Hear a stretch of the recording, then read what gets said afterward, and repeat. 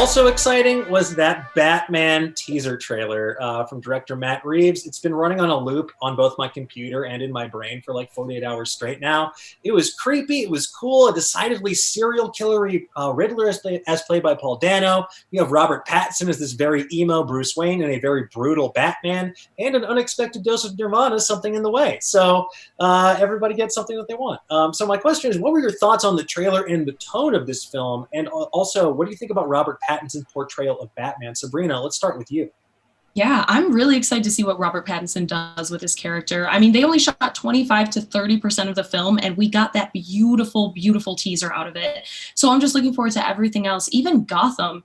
The portrayal of Gotham is something that stood out to me because Gotham itself is like a character, and it felt lively. It felt lively in a different way than we've ever seen it before. Them shooting in Liverpool and CGIing like more modern architecture in it. I love that approach because it's something that we different in Tim Burton's we saw Gothic architecture, and then in Nolan's we saw the more clean-cut Chicago type of architecture, and in this one having that look is something that I've always wanted to see, and this feels right for the film.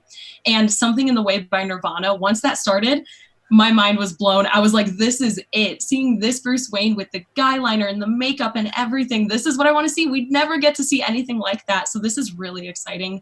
And Matt Reeves, even just hearing him talk about it on the panel, it was something, you could tell how passionate he was. So I'm blown away by this. It was ending on the highest note possible.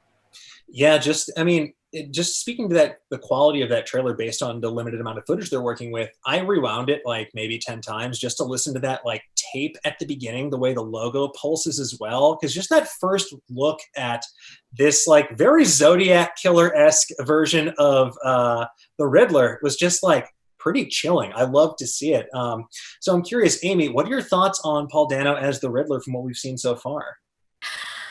I'm excited. I love the Riddler. I love, it's funny because coming into this, I had some sort of, I think I'm going to enjoy it, but I don't need someone to tell me this time Batman's realistic. I was sort of not jaded. I can never truly be jaded about a Batman movie, but I was honestly surprised how much I emerged from this being like, I'm there, bring it on. I want to see this movie, because it reminded me that just a Batman solving crimes movie is a good time.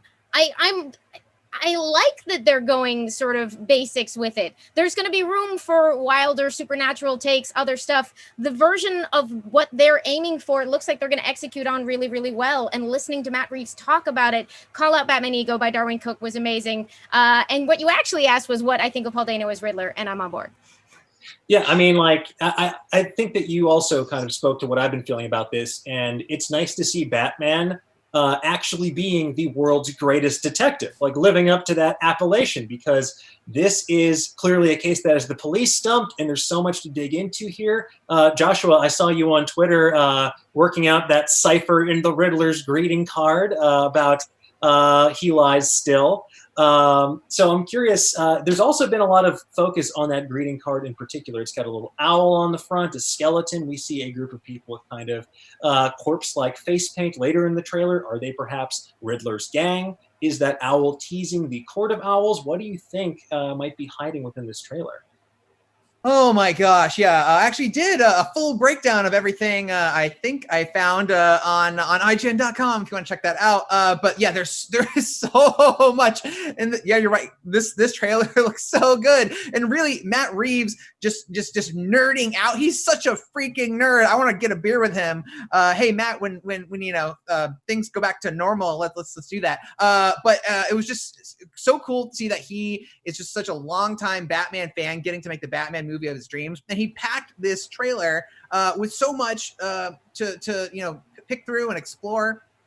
I was really surprised that this seems to be like a Batman movie with Riddler as the main villain. Like even like the 2021 at the end was just like question marks, and it's he is the one who bookends the trailer, and it seems like Penguin and Catwoman are just going to be like supporting players. I mean, I don't know. They might have an equal share of screen time. Who knows? But from the trailer, it certainly seems like a Batman versus Riddler movie.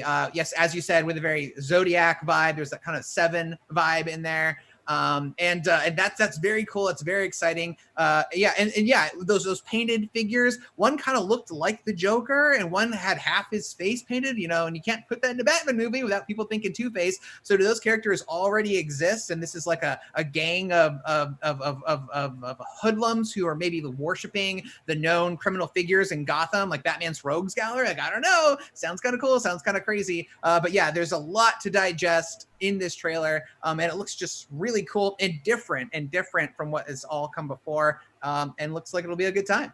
Yeah, there's just so much texture to this trailer. Like, it feels like a very lived-in world they've built. And even just in that scene you're talking about with that gang, there's so much to extrapolate on. Like, when I first saw them on screen, I was like, are they doing the Royal Flush Gang? And I'm like, no, that's crazy. That might be a bridge too far.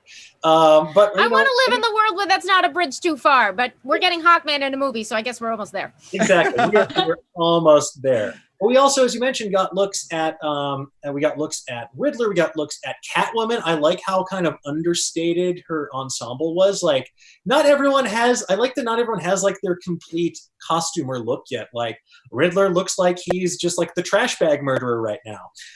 And also, I could not believe Colin Farrell as Oswald Cobblepot as the Penguin, because he looked unrecognizable. We have Mr. Ryan Anderson in the chat saying the Batman got the Oscar-winning crew behind Suicide Squad to do Colin Farrell's Penguin makeup, because it's like, truly, I had to watch that multiple times to be like, oh yeah, that's him. I was like, who is this character? Is this Harvey Bullock? Nope, that is the Penguin. So just before we move on to trivia, any last thoughts about the Batman trailer? Anything that stood out to you? Anything you hope to see? Any questions you still have? Yeah, another word on the understated Catwoman costume. I really think it does add to that gritty and dirty neo-noir type of feel that we're getting from this film. So I'm really looking forward to the rest of the footage that we're going to get whenever they can start shooting again, and whenever we get to see it in theaters. It's just, this already looks like a blast. I've watched this probably 30 times already at this point. That's how you know it's a great trailer. Yeah, exactly. It's just something that I want to keep going back to. And Warner Brothers wisely covered their butts by having 2 question marks in their release date so they can have plausible deniability if it doesn't come out in 2021.